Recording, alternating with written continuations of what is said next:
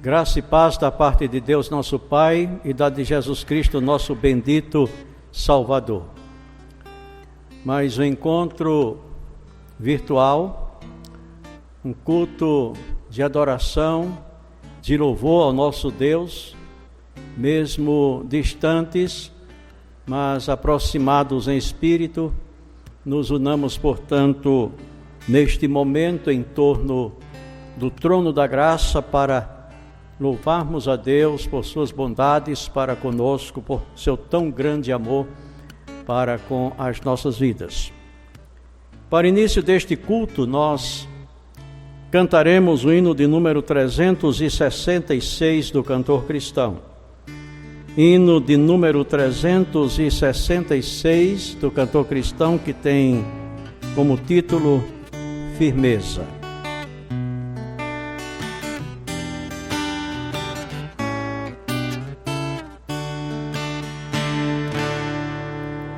Nada ponho a minha fé, senão na graça de Jesus, no sacrifício remidor, no sangue do bom Redentor.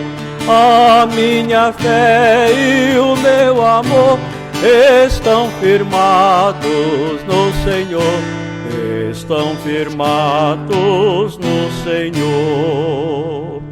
Se não posso a face ver, na sua graça vou viver. Em cada trance sem falhar, sempre de nele confiar. A minha fé e o meu amor estão firmados no Senhor, estão firmados no Senhor. Seu juramento é muito leal, abriga-me no temporal. Ao vir cercar-me a tentação, é Cristo a minha salvação.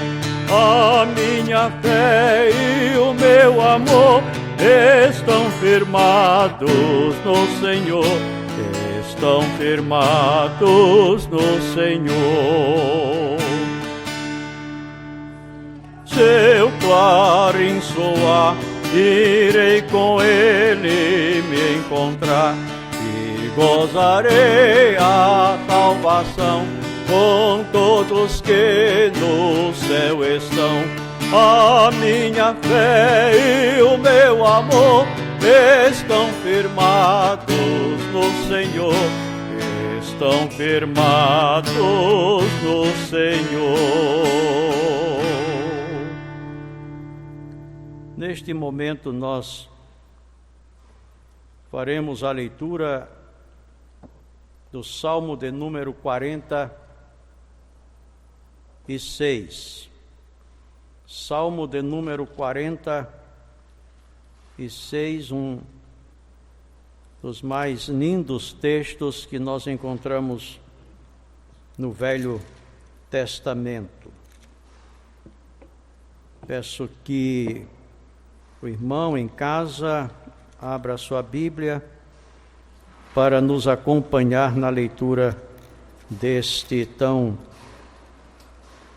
lindo texto bíblico. Deus é o nosso refúgio e fortaleza, socorro bem presente na angústia. Pelo que não temeremos, ainda que a terra se mude, e ainda que os montes se transportem para o meio dos mares, ainda que as águas rujam e se perturbem, ainda que os montes se abalem pela sua braveza. Há um rio cujas correntes alegram a cidade de Deus, o santuário das moradas do Altíssimo. Deus está no meio dela, não será abalada. Deus a ajudará ao romper da manhã. As nações se embraveceram, os reinos se moveram. Ele levantou a sua voz e a terra se derreteu. O Senhor dos exércitos está conosco, Deus de Jacó é o nosso refúgio. Vinde, contemplai as obras do Senhor, que desolações tem feito na terra. Ele faz cessar as guerras até o fim da terra, quebra o arco e corta a lança, queima os carros no fogo.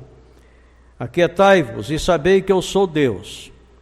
Serei exaltado entre as nações, serei exaltado sobre a terra. O Senhor dos exércitos está conosco, o Deus de Jacó é o nosso refúgio. Oremos ao Senhor nosso Deus. Senhor nosso Deus e Pai, nós rendemos louvores ao Teu santo nome porque Tu és Deus.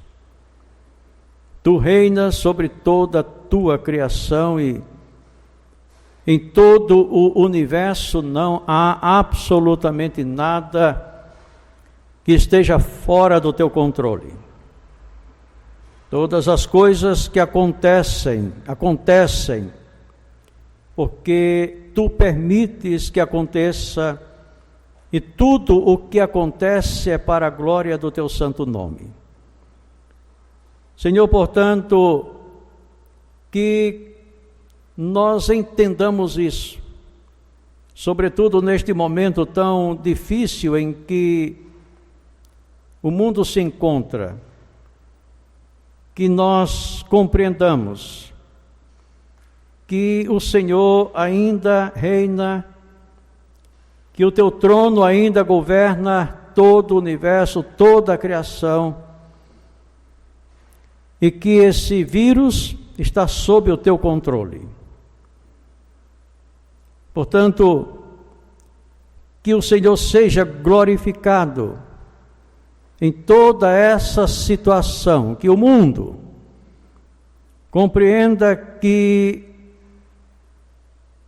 o Senhor é o nosso socorro, é o nosso refúgio, e que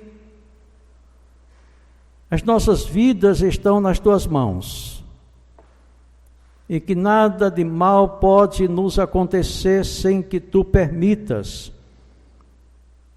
E se alguma coisa que se entenda como sendo má nos atinge, é para o nosso bem, porque está escrito que todas as coisas cooperam juntamente para o bem daqueles que Te amam, daqueles que são chamados segundo o Teu decreto.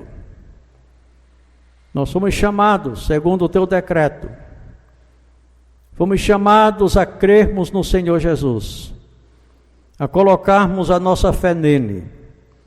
Nele se encontra a nossa esperança e a nossa certeza de que quando tudo aqui terminar, então a verdadeira vida terá início, uma vida eterna junto a Ti na glória celestial, onde nunca mais haveremos de sofrer qualquer tipo de ansiedade, qualquer tipo de problema, qualquer tipo de inquietação, porque na Tua casa não há lágrimas, não há dores, não há sofrimento, não há pecado, não há morte. Assim, a eternidade toda será para nós, os que cremos, aqueles por quem Cristo morreu, plena felicidade, gozo, para a glória do Teu nome, para a bem-aventurança de todos os que creem, e louvor de Jesus Cristo, Teu Filho. Em nome dele, portanto, que nós Te somos gratos pela esperança da vida eterna. Neste momento, nós Te pedimos pelo Teu povo espalhado por sobre toda a face da terra. Senhor, que este momento seja de reflexão profunda, que nós pensemos e repensemos o nosso caminhar neste mundo. Temos feito muita coisa que não é do Teu agrado. Temos muitas vezes maculado o Teu nome, envergonhado o Evangelho do Senhor Jesus, com um testemunho que às vezes, ao invés de glorificar o Teu nome, desacredita o Evangelho em que cremos e que pregamos. Senhor, portanto, que neste momento de tanta perplexidade, nós coloquemos diante de Ti um desejo profundo de corrigirmos o nosso caminhar, que deixemos o pecado, como nos diz a Tua palavra, que tão de perto nos assedia, e corramos a carreira com perseverança, olhando para Jesus, o Teu Filho, autor e consumador da fé. Que nós vivamos para louvor do Teu nome, que amemos mais, que adoremos mais, que a nossa caminhada aponte para os que vêm atrás de nós, que o caminho por onde vamos é o caminho certo. Ainda que seja dificultoso, ainda que seja eivado de obstáculos, mas leva-nos ao lugar certo, leva-nos à Tua glória, leva-nos para a Tua presença, leva-nos para a felicidade eterna. Pois o nosso caminho não é outro senão Jesus Cristo, Teu Filho amado, aquele que morreu na cruz do Calvário, que ressuscitou, que se encontra à Tua direita e intercede por todos quantos havemos de herdar a salvação. Portanto, recebe a nossa gratidão, ó Deus, por seres o nosso Deus e por teres colocado sobre nós o Teu nome e a Tua proteção. Em nome de Jesus que nós fazemos esta oração. Amém. Nós ouviremos neste momento um dueto pelos irmãos Paulo Roberto e Maurício, que louvarão a Deus com um cântico espiritual.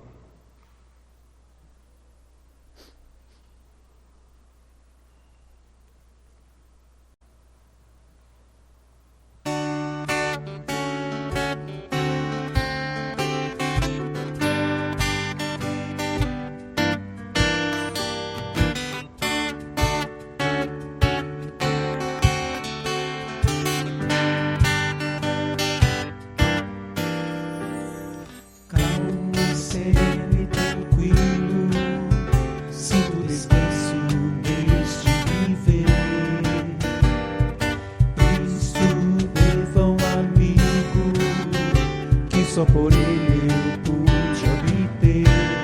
Ele é Jesus, meu amigo, meu Senhor, o Salvador.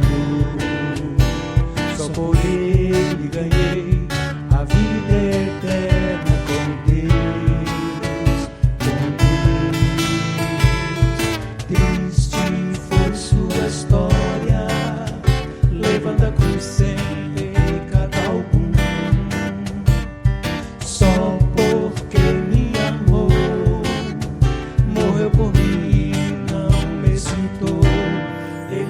Jesus, meu amigo, meu Senhor, o Salvador.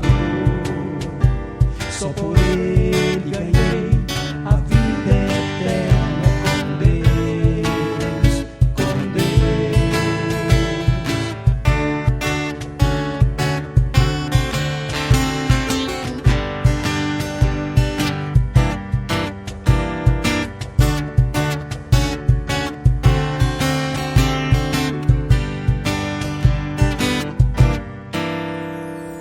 Calmo, sereno e tranquilo, sinto descanso neste viver. Isto devão amigo, e só por Ele eu pude obter. Ele é Jesus, meu amigo, meu Senhor, o Salvador. Só por Ele ganhei a vida eterna com Deus, com Deus. Triste foi sua história, levando a cruz sem pecado algum. Só porque me amou,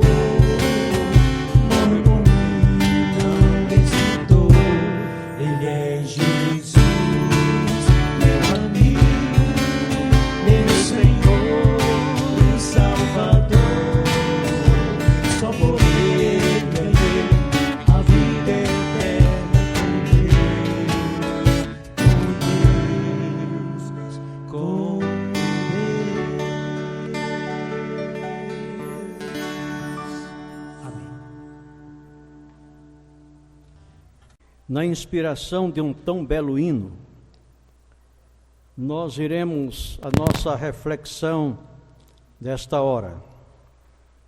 2 textos bíblicos serão lidos neste momento para a nossa reflexão. O primeiro texto se encontra na segunda epístola de Paulo a Timóteo, capítulo 1, versículo 5, onde lemos: trazendo à memória a fé não fingida que em ti há, a qual habitou primeiro em tua avó Loide e em tua mãe Eunice, e estou certo de que também habita em ti. Segundo texto, também na segunda epístola de Paulo a Timóteo, agora capítulo 3, versículo 15. E que desde a tua meninice sabes as sagradas letras que podem fazer-te sábio para a salvação pela fé, que é em Cristo Jesus. Meus queridos irmãos em nosso Senhor e Salvador Jesus Cristo, meus prezadíssimos amigos, quando o apóstolo Paulo, escrevendo a Timóteo, seu filho espiritual e fiel companheiro no ministério sagrado, observou que nele, em Timóteo, habitava uma fé que era sem fingimento. Uma fé que, antes de habitar em Timóteo, habitou tanto em sua avó como em sua mãe. Deixou claro, por inferência, que existe uma fé que é falsa, uma fé que é hipócrita, uma fé que não tem autenticidade, uma fé que não passa de um arremedo de fé, de um simulacro de fé, de uma imitação de fé. Uma fé que parece ser, mas que não é. Uma fé que, tendo forma, não tem conteúdo, que, tendo aparência, não tem essência, que, tendo continente, não tem contingente.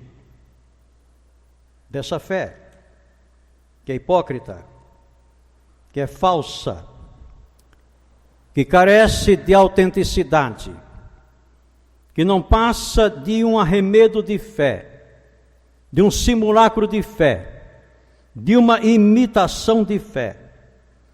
Dessa fé que, tendo forma, não tem conteúdo, que, tendo aparência, não tem essência, que, tendo continente, não tem contingente.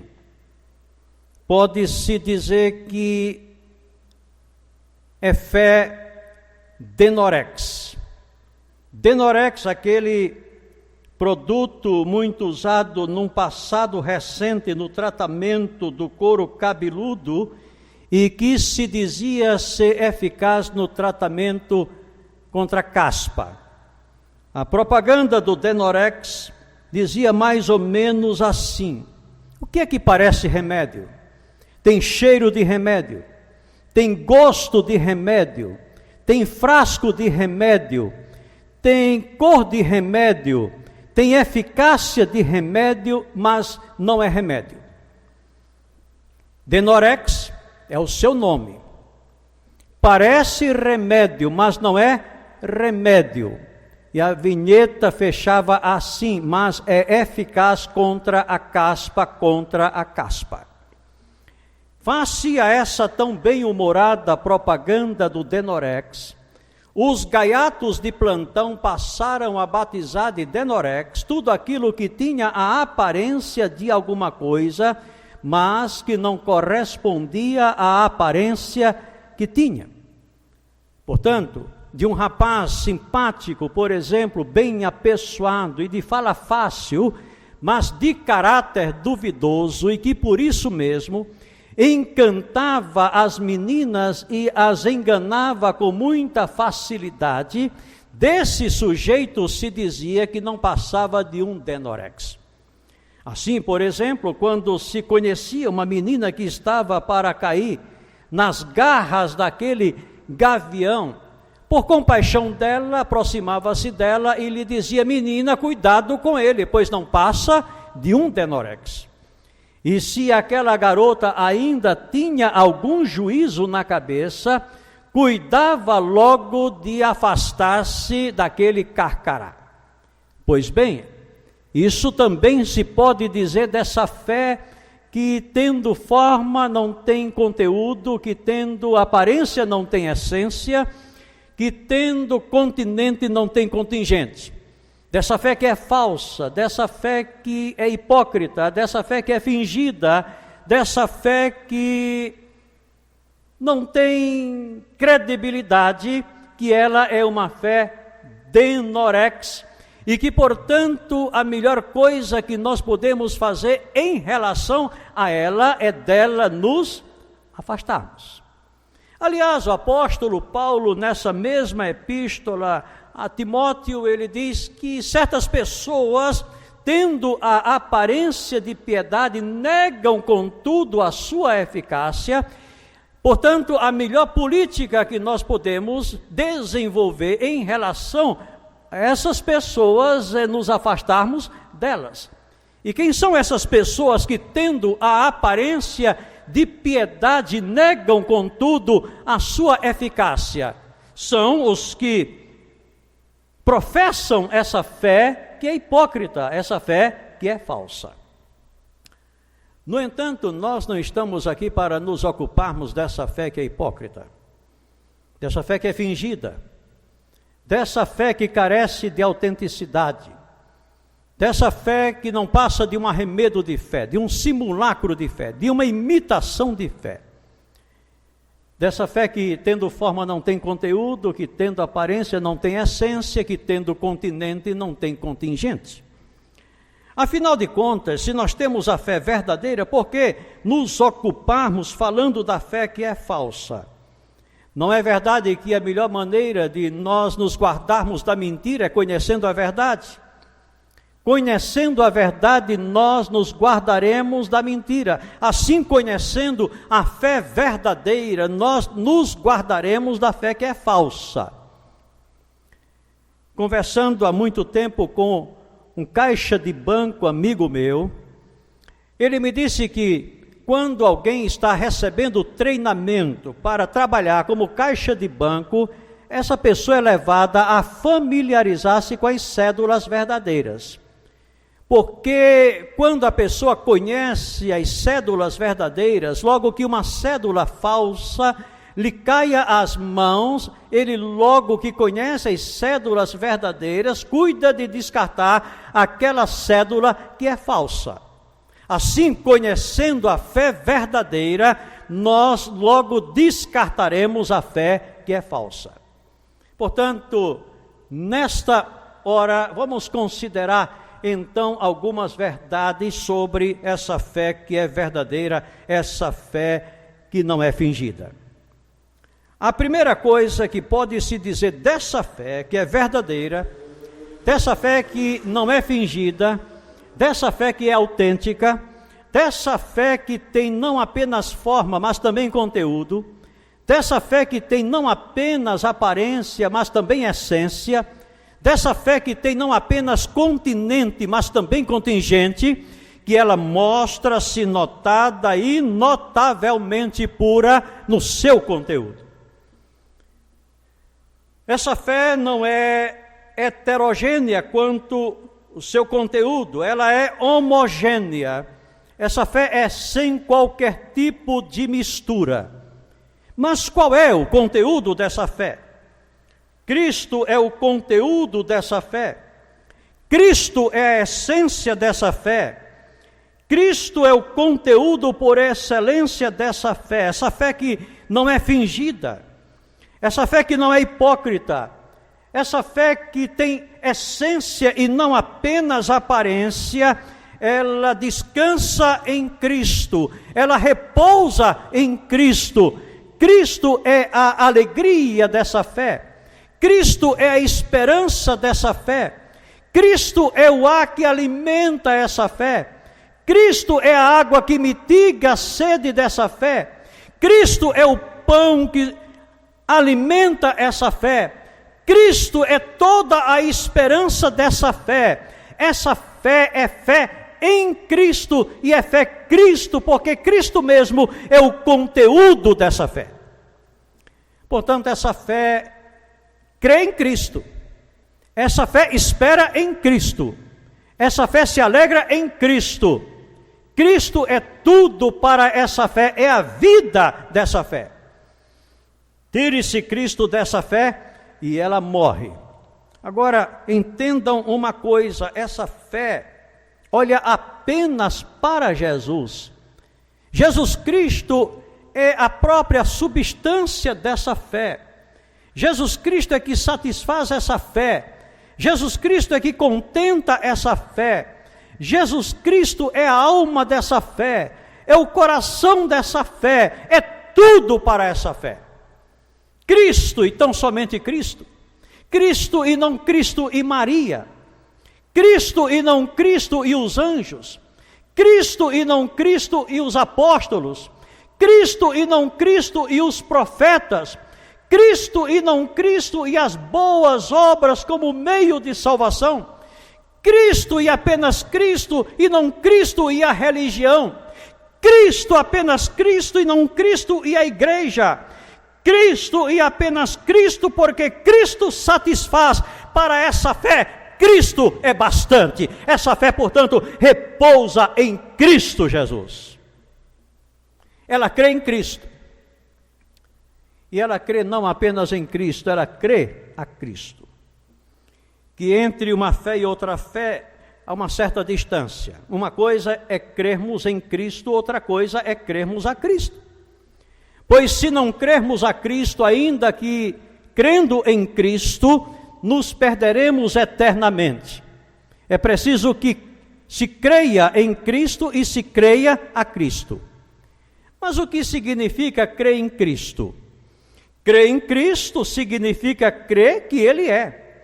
Crer em Cristo significa crer que Ele é o Filho de Deus, que o seu nascimento foi virginal. Crer em Cristo é crer que Ele nasceu de uma virgem por obra e graça do Espírito Santo. Crer em Cristo é crer que Ele fez os milagres que Ele fez. Crer em Cristo é crer que Ele morreu em uma cruz. Crer em Cristo é crer que Ele ressuscitou ao terceiro dia. Crer em Cristo é crer que Ele voltou para o Pai. Crer em Cristo é crer que Ele, à direita do Pai, intercede por todos quantos havemos de herdar a salvação. Crer em Cristo é crer que Ele voltará a este mundo. Crer em Cristo é que Ele julgará um dia vivos e mortos. Crer em Cristo é crer que Ele acorrentará o diabo e todos os seus anjos em cadeias eternas. Crer em Cristo é crer que Ele trará uma nova ordem universal, um novo céu e uma nova terra, nos quais habitará a justiça. Pois bem, podemos crer em tudo isso e nos perdermos eternamente. É preciso irmos além. É preciso partirmos da fé em Cristo à fé a Cristo. É preciso partirmos do crer em Cristo ao crermos a Cristo. Mas o que significa crer a Cristo? Se crer em Cristo é crer que Ele é, crer a Cristo é crer no que Ele diz, é crer na sua palavra. Crer a Cristo é obedecer a sua fala, a sua voz. Crer a Cristo é nos apegar a tudo o que Ele afirmou. Crer a Cristo é nos abandonarmos inteiramente a Ele, é nos confiarmos inteiramente a Ele. Quando assim cremos, então a nossa redenção está assegurada, porque Cristo assegura a nossa eterna redenção. Agora, entendam uma coisa: ninguém pode crer a Cristo sem que creia em Cristo. Mas uma fé tem que levar a outra. Primeiro cremos em Cristo e então cremos a Cristo. Pois bem, essa fé que tem conteúdo e não apenas forma, essa fé que tem continente, não apenas que tem contingência e não apenas continente, essa fé que tem essência e não apenas aparência, ela notada e notavelmente mostra-se pura no seu conteúdo, pois o conteúdo dessa fé é Cristo. Em segundo lugar, sustentamos que essa fé, que tem não apenas continente, mas que também tem contingente, essa fé que tem não apenas aparência, mas também tem essência, essa fé que tem não apenas forma, mas que também tem conteúdo, essa fé que é verdadeira, mostra-se notada e notavelmente pura na sua aceitação. Ela não é alguma coisa que nos é imposta de cima para baixo, como se Deus, em abuso da sua divina autoridade nula, empurrasse goela abaixo quando nós não a queremos. Absolutamente. Deus não força ninguém a crer. Deus não força ninguém a ser salvo. Deus oferece graciosamente a salvação. Aliás, Jesus Cristo deixa clara esta situação quando, do alto da sua divina autoridade, lá em Apocalipse capítulo 3, versículo 20, dirigindo-se a uma igreja que estava para morrer, diz: eis que estou à porta e bato, se alguém ouvir a minha voz e abrir a sua casa, eis que eu entrarei nela, cearei com ele e ele comigo. Percebam que Jesus Cristo não é ladrão para usar gazua ou pé de cabra e assim arrombar a porta do coração de quem quer que seja e entrar nesse coração sem a permissão da pessoa. Ele é um verdadeiro cavalheiro. Ele pede para entrar. Ele pede acesso. Eis que estou à porta e bato. No entanto, também entendamos uma coisa: eis que nenhum de nós haveria de abrir a porta do seu coração se o Senhor Jesus não conquistasse a nossa vontade. No entanto, uma coisa é vontade conquistada e outra coisa completamente diferente é vontade violentada. Ele não violenta a vontade de ninguém, mas ele a conquista. E como é que ele conquista a nossa vontade?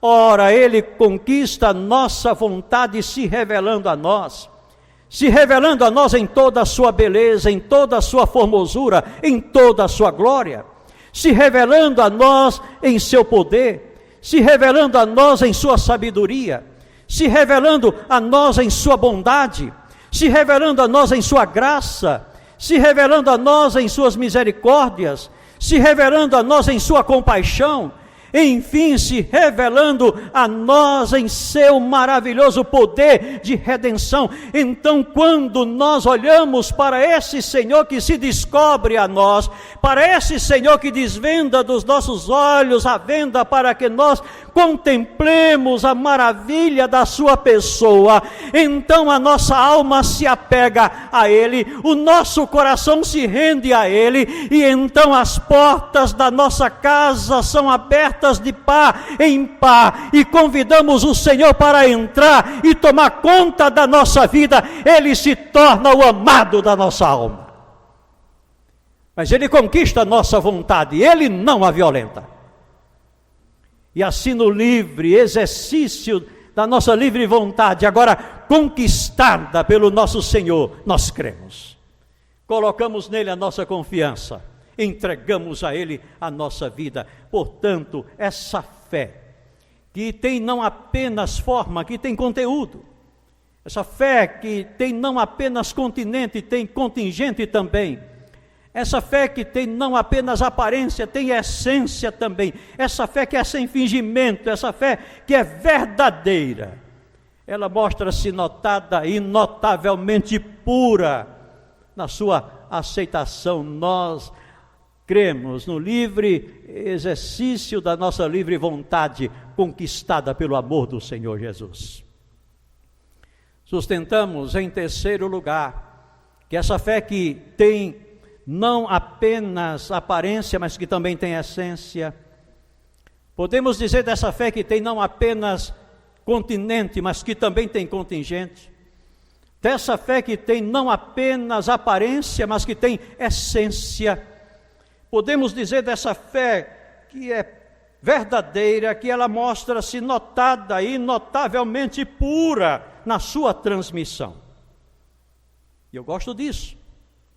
Ela não vem através do homem, por força do homem, por força da inteligência humana, por força das nossas aptidões.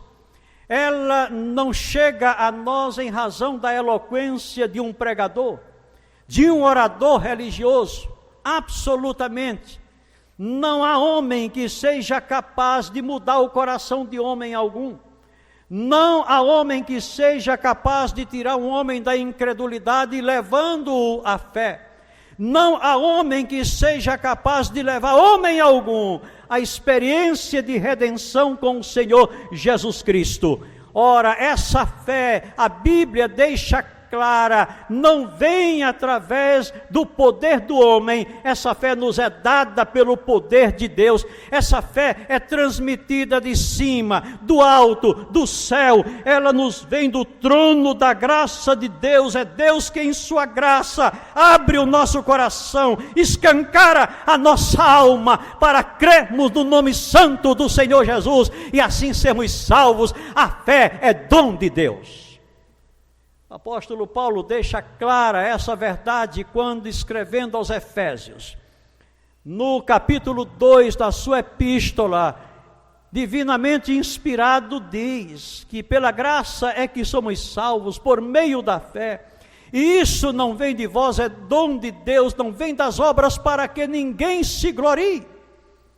Notem, a fé é dom de Deus, não vem das obras para que ninguém se glorie. Isso é maravilhoso. Tudo que nós produzimos tem um quê de impureza. As nossas mãos são impuras, o nosso coração é impuro, a nossa mente é impura. Então tudo quanto nós produzimos tem a marca da impureza, mas tudo aquilo que vem de Deus é santo, tudo aquilo que vem de Deus é puro. Assim Deus nos concede uma fé que é sem qualquer tipo de impureza. Essa fé nos é dada de cima. O apóstolo Paulo, ainda Paulo, escrevendo aos Romanos no capítulo 10, diz que a fé vem pelo ouvir e o ouvir pela palavra de Deus. Notem, a fé vem pelo ouvir e o ouvir pela palavra de Deus. Não é simplesmente ouvir a palavra de Deus, mas é ouvir pela palavra de Deus.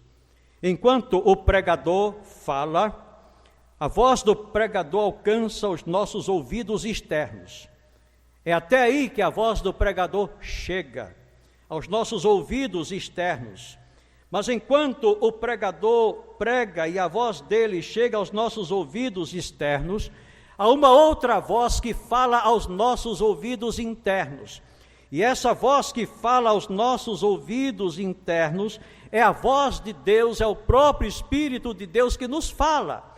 E é o Espírito de Deus que, falando a nós internamente, mostra a nossa carência da graça de Deus e mostra-nos a suficiência do sacrifício de Cristo. E é aí que nós cremos verdadeiramente no Senhor Jesus e somos salvos. Portanto, sustentamos que essa fé mostra-se notada e notavelmente pura na sua transmissão, porque ela nos vem diretamente de cima, do alto. Ela nos é dada por Deus para a nossa redenção, tal como nós a encontramos no Senhor Jesus.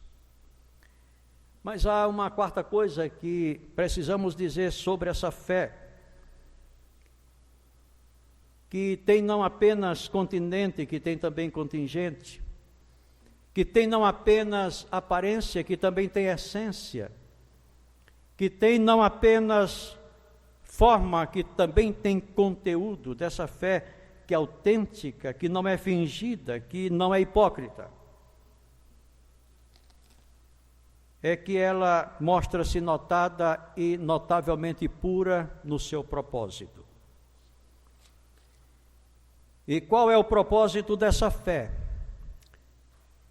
O apóstolo Paulo, no segundo verso que nós lemos, diz que o propósito desta fé é fazer-nos sábios para aquilo que é mais importante, é fazer-nos salvos para a salvação das nossas almas. E que desde a tua meninice sabes as sagradas letras que podem fazer-te sábio para a salvação pela fé que é em Cristo Jesus. Notem, pela fé. Esse é o propósito da fé. Esse é o propósito da fé, o objetivo da fé, fazer-nos sábios para aquilo que é mais importante, fazer-nos sábios para a salvação das nossas almas. Tem muita gente que acredita que a fé cristã é importante porque ela tira-nos das drogas, da bebida, que ela tira-nos do roubo, do assassínio, que ela nos tira de coisas que comprometem o nosso caráter e que arruinam a nossa vida. E é verdade. Pela fé, nós nos livramos de todas essas estroinices, de todas essas práticas nocivas que antes cometíamos quando não críamos. No entanto, há outros poderes no universo que são capazes de conduzirem o homem a uma retidão de vida, a uma correção de vida, a uma moral elevada. A psicologia, por exemplo, quando bem aplicada, pode tirar o homem da bebida, pode tirar o homem das drogas, pode tirar o homem do adultério, pode tirar o homem da prostituição, pode tirar o homem da homossexualidade e de tantas outras besteiras que o homem faz. No entanto, só existe um poder em todo o universo, capaz de tirar a alma do homem da perdição eterna, tirar a alma do homem que caminha para o inferno e colocar a alma do homem no caminho da eternidade de glória, no caminho para o céu, que é a fé que é em Cristo Jesus, o nosso Senhor. Nós não cremos para não bebermos, para não fumarmos, para não jogarmos, para não adulterarmos, para não nos prostituirmos, para não roubarmos, para não assassinarmos. Tudo isso é consequência. Nós cremos para sermos salvos. Nós cremos porque entendemos que somente em Cristo há redenção para a alma, a salvação para a alma. Somente em Cristo há felicidade na eternidade, no porvindouro. Então, essa fé que é sem fingimento, essa fé que não é hipócrita, essa fé que é autêntica, essa fé que tem não apenas continente, mas também tem contingente, que tem não apenas forma, também tem conteúdo, que tem não apenas aparência, também tem essência.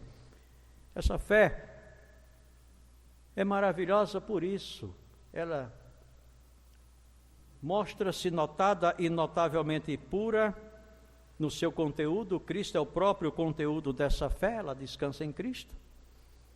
Ela mostra-se notada e notavelmente pura na sua aceitação. Cremos no livre exercício da nossa livre vontade conquistada pela graça do Senhor Jesus. Essa fé mostra-se notada e notavelmente pura em razão da sua transmissão. Ela nos é dada diretamente de cima, ela vem de Deus para nós, e ela mostra-se notada e notavelmente pura pelo seu propósito sublime, que é fazer-nos sábios para aquilo que é mais importante, para a salvação das nossas almas. Portanto, irmãos e amigos, possuir uma fé assim vale a pena. Possuir uma fé assim não. Ser possuído de uma fé assim vale a pena. E vale a pena, primeiro de tudo, porque essa fé dá certeza. Dá certeza não apenas da existência de Deus, mas dá certeza da presença de Deus. Não apenas que Deus existe num lugar remoto do universo, mas que Ele existe e que está conosco, está presente, e que atende às nossas necessidades, e que nos conduz, e que nos salva, e que cuida de nós. Menina, Por que você teima em orar a um Deus que não existe? Disse um certo intelectual à menina que estava saindo do quarto onde estivera na presença de Deus em oração e que trabalhava para ele. E o intelectual era ateu. Ao que a menina olha para aquele homem e lhe diz: como não, Senhor? Como o Senhor pode dizer que Deus não existe se eu acabo de falar com Ele? Eis aí, fé não é noção de Deus, fé é experiência de Deus, fé é comunhão com Deus, fé é intimidade com Deus, fé é conhecimento de Deus, Ele está presente. Eu gosto daquele pensamento de John Patton. John Patton disse: se o mundo todo se levantasse e dissesse Deus não existe, se os cientistas, através de suas pesquisas em laboratório, chegassem à conclusão de que Deus não existe, mesmo assim eu diria: Deus existe sim, porque meu pai falava com ele e eu falo também. Notem, essa é a fé robusta, essa é a fé que não se curva diante das intempéries. Essa é a fé que resiste aos vendavais. Essa é a fé que resiste a tudo que é provação, a tudo que é aflição, porque essa fé tem conhecimento de Deus, tem experiência de Deus, essa fé tem comunhão com Deus, tem intimidade com Deus, essa fé conhece a Deus, Deus está presente. Vale a pena. Eu não estou só, você não está só, Deus está presente e Deus cuida de nós. Mas se essa fé dá certeza, dando certeza, ela também dá segurança. Eu acredito que isso é o que nós precisamos neste mundo em que nós vivemos, de tantas incertezas de tantas inseguranças. Nós precisamos de segurança, de um lugar firme onde nos acharmos. Pois bem, esse lugar firme onde nos acharmos é o que a fé aponta. Essa rocha firme, segura, é o Senhor Jesus. O apóstolo Paulo disse: porque eu sei em quem tenho crido. Eu sei em quem tenho crido e estou bem certo que é poderoso para guardar o meu depósito até o dia final. Eu não tenho capacidade disso. Eu não tenho capacidade de me garantir. Eu não tenho capacidade de garantir a minha salvação. Não, nada que eu faça neste mundo me garante isso. Me dá certeza disso, me dá segurança quanto à vida eterna, nada. Mas eu louvo a Deus porque a minha segurança está nas mãos do Senhor Jesus. Ele é o meu arrimo, Ele é a minha garantia. Ele é a razão da minha esperança. A minha esperança está em Cristo Jesus, o meu Senhor. E que desde a tua meninice sabes as sagradas letras que podem fazer-te sábio para a salvação pela fé que é em Cristo Jesus. Vou terminar com uma ilustração que eu ouvi de um pregador norte-americano sobre a segurança que nós temos em Cristo. Aquele pregador, dirigindo-se ao auditório a que ele falava, disse: irmãos, vamos supor que esta é a mão do Senhor Jesus. Ele disse: vamos apenas supor, porque esta é a minha mão. Mas vamos supor que esta é a mão do Senhor Jesus. Ele pega então um bocal de caneta, essa caneta Bic, e ele diz: agora vamos supor que essa caneta Bic é a alma do crente. Deus o Pai, em graça, chega e coloca a alma do crente na mão do Senhor Jesus.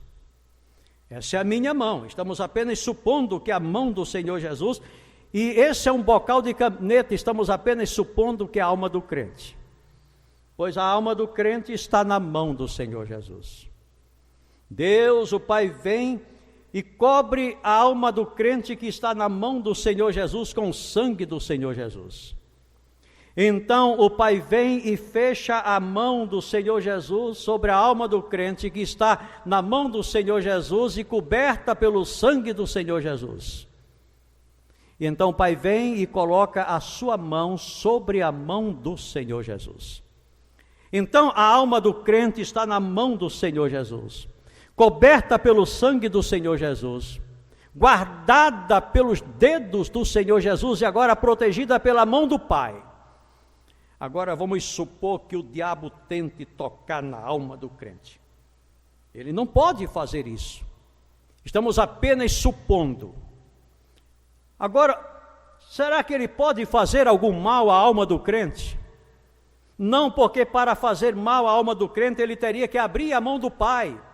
E ele seria capaz de abrir a mão do Pai? Não, porque a mão do Pai é muito mais forte e muito mais poderosa do que ele. Mas vamos supor que ele faça isso, pois ele é teimoso. E com muito esforço ele consegue abrir a mão do Pai para tocar na alma do crente. Ele não pode fazer isso, estamos apenas supondo. Ele agora que abriu a mão do Pai pode tocar na alma do crente? Não, porque a mão do Filho está fechada, guardando a alma do crente. Mas ele abriu a mão do Pai, ele não pode fazer isso, estamos apenas supondo. E agora ele tenta abrir a mão do Filho, ele não pode fazer isso. Mas vamos supor que ele, com muita teima, abra a mão do Filho, uma vez que ele abriu a mão do Pai. Ele não pode fazer isso, estamos apenas supondo. Ele abriu a mão do Pai, agora abriu a mão do Filho, ele pode tocar na alma do crente? Não, porque para tocar na alma do crente ele teria que passar pelo sangue do Filho, pois a alma do crente está na mão do Filho e coberta pelo sangue do Filho. Ele pode então tocar na alma do crente e fazer mal à alma do crente? Não, ele não pode fazer isso. Mas vamos supor que ele agora passe pelo sangue do Filho, ele não pode fazer isso, estamos apenas supondo. Ele abriu a mão do Pai, ele abriu a mão do Filho e agora ele passa pelo sangue do Filho. Ele pode fazer mal à alma do crente? Não, porque se ele passasse pelo sangue do Filho, ele seria um diabo salvo. E o diabo não pode ser salvo, logo a alma do crente não pode se perder, porque o diabo não pode tocar na alma do crente que está na mão do Filho, coberta pelo sangue do Filho, guardada pela mão do Filho e ainda protegida pela mão do Pai. É nesse sentido que a Bíblia diz que o sangue de Jesus nos purifica de todo o pecado, e aquele que é nascido de Deus não vive pecando, e o diabo não lhe pode fazer nenhum mal. Então venha o que vier, que estourem guerras e pestes apareçam, e nada pode nos separar dessa bendita redenção que Cristo conquistou para nós na cruz do Calvário. Assim, irmãos, creiamos, apenas confiemos, nos lancemos confiadamente aos cuidados do Senhor Jesus. Ele não perderá nenhum daqueles que pertencem a Ele, pois Ele diz: aquele que vier a mim, de maneira nenhuma o lançarei fora. Creia, e crendo, guarde o seu coração em paz, pela fé que é em Cristo Jesus, o nosso Senhor. Que Deus nos abençoe. Amém. Vamos ouvir agora, mais uma vez, o irmão Maurício e o irmão Paulo Roberto, que louvarão a Deus, encerrando este culto. Antes de ouvirmos os irmãos que louvarão a Deus, peço aos irmãos que orem por alguns irmãos doentes. Primeiro agradeçam pela cura do Samuel, enfermeiro natural de Campina Grande, que trabalha em Manaus e que foi acometido do coronavírus, mas que já está em casa, teve alta, está bem. Pastor Sócrates, que é o secretário executivo da Convenção Batista Brasileira, que está numa UTI, num hospital no Rio de Janeiro, orem por ele também. E por Levi, Levi, o netinho do pastor Daniel, que já se submeteu a 2 cirurgias com apenas 3 meses de vida, uma no coração e outra para corrigir algum problema que ele estava tendo no sistema respiratório, e parece que terá que submeter-se a mais uma cirurgia. Os irmãos orem pelo Levi.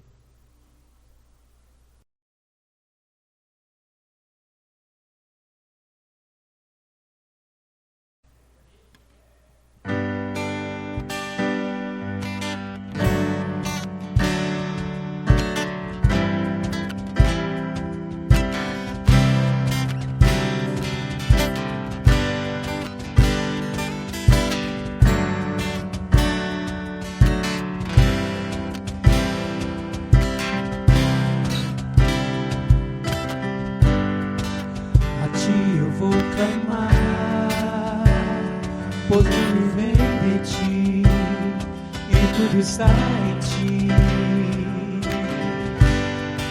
Por ti vou caminhar, tu és a direção, o sol a me guiar.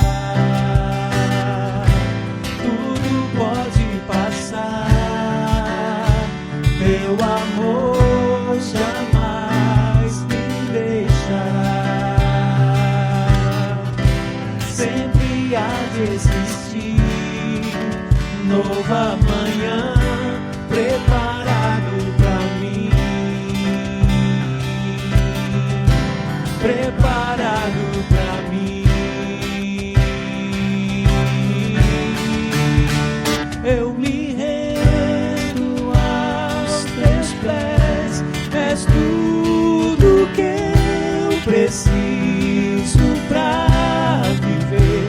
Eu me lanço aos teus braços, onde encontro meu refúgio.